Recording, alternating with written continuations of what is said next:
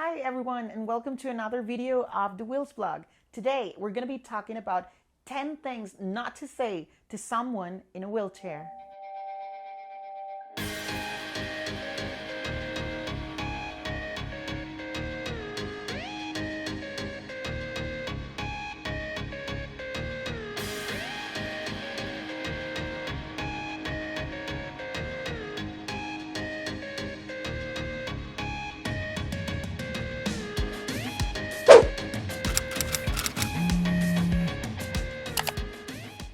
Welcome back everyone. It's so great to be back and to finally be filming a little bit more often, and I'm trying to use my weekends to film a couple of videos and let you guys know a bit more about disability. Today we're going to be talking about 10 things that I've heard along my life journey that they feel kind of uncomfortable every time someone says it. Most of these things are usually well-intentioned. I'm not going to say otherwise, but they usually feel very, very uncomfortable when you are a person with a disability and you hear these things.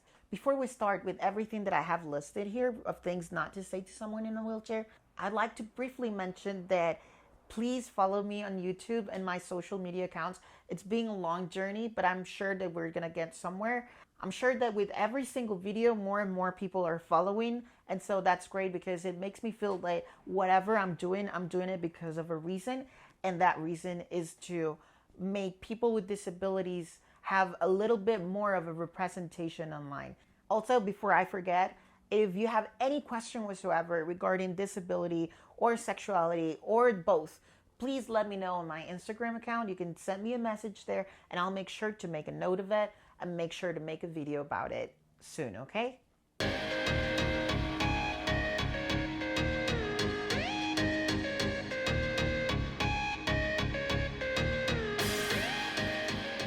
So the very first thing that I usually hear people say to me is, have you ever had a dream of you walking? Whenever I hear someone say that, I know it's usually because they've had a dream of me walking and they've seen me walking. And this is something that especially my family and my closest friends have said to me before. Like, have you ever had a dream of yourself walking? And that's not something that I've ever dreamed of, you know?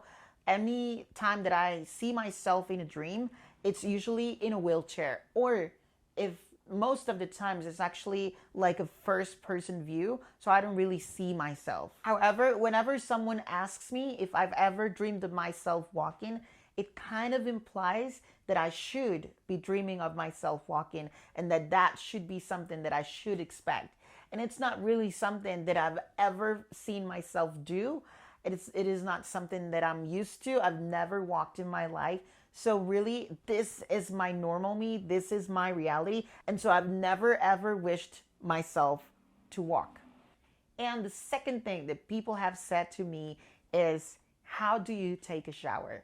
I know this is very personal and this is a very uncomfortable question. However, people have asked me this before and numerous times.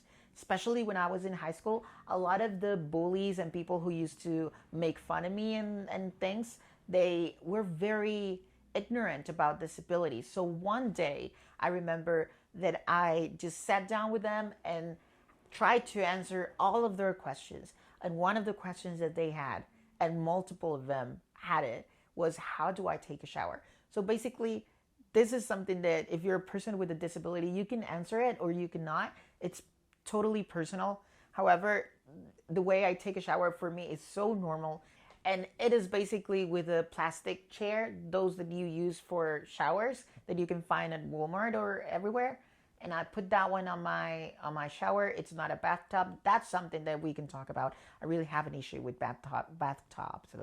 That is something that we can talk about. I really have an issue with bathtubs because they're not really accessible. Like, you can get in, that's easy enough, but when you get out, that's a whole other issue. The third thing that people ask me is, were you in an accident?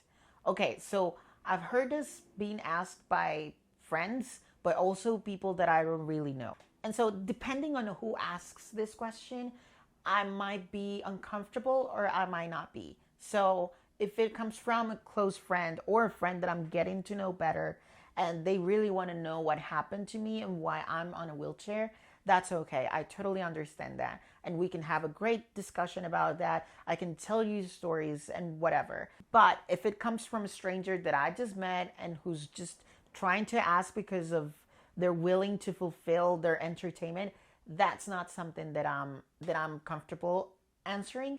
However, in my case, it was not due to an accident. It was because of a disease that I was born with. It is a bone disease, osteogenesis imperfecta. You can find more in the description. I'll leave a link so that you can find out more about that disease because it's very rare.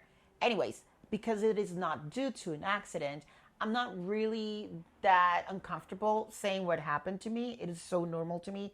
But I understand people who acquired a disability because of an accident, and they might not be willing to answer that question that easily, and it is their right, and it is totally, totally understandable. Thing number 4 that people say to me is, have you ever walked? And I know this one's really related to number 1 about if I've ever dreamed of myself walking. But I don't really get a problem answering this question, and I guess this has to do more with who I am and how I perceive myself to be an activist for the community. And so every time someone has a question regarding my disability, I try to answer it the best I can and educate people a little bit more. But I understand people with disabilities don't really want to be answering your questions every day. And that's something that's really something we gotta respect. If someone with a disability doesn't really want to answer your questions, that's okay too. As I already said, I've never walked before.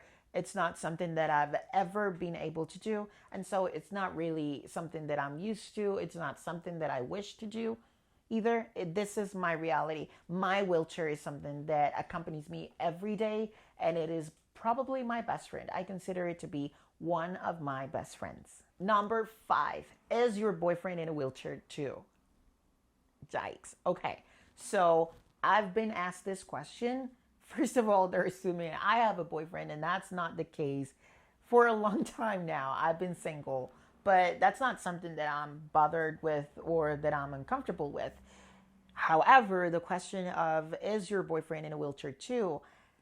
That one's a bit uncomfortable because you're implying that if I'm in a wheelchair and if I have a disability, I should be looking out for someone with the same conditions that I have. I've seen couples out there of people with disabilities and both of them have a disability, but that's not something that has to be the rule. I've heard about people trying to match gay people with gay people just because they're gay.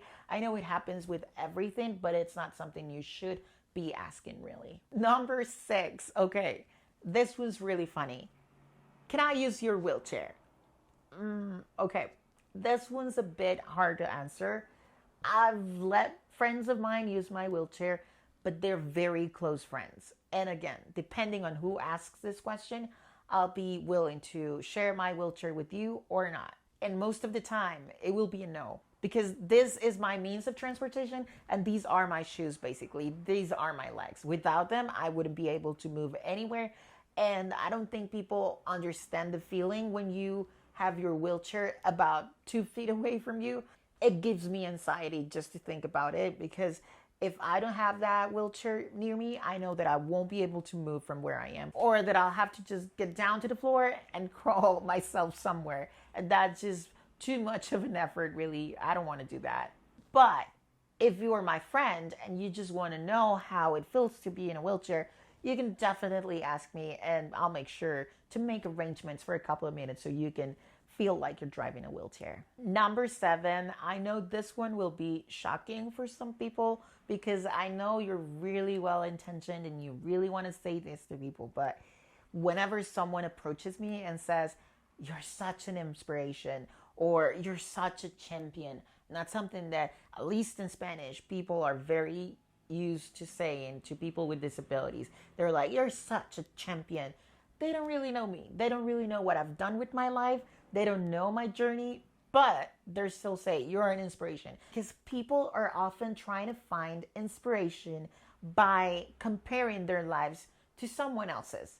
And so they're saying like, "Oh, if you're in a wheelchair and you're doing this or that, I'll definitely be able to do it myself." I know that's something that inspires a lot of you, but it doesn't really make us feel comfortable because it makes us see ourselves from the outside. And while you're comparing yourself and seeing yourself as superior, it makes us feel as if we're in a disadvantage. It reminds us of our disability, basically. So maybe if you want to say to us that you feel inspired by us, that's totally okay. But make it a bit longer of a sentence and say, because you've done this or that, you inspire me. And hopefully that this or that won't have to do with our disabilities.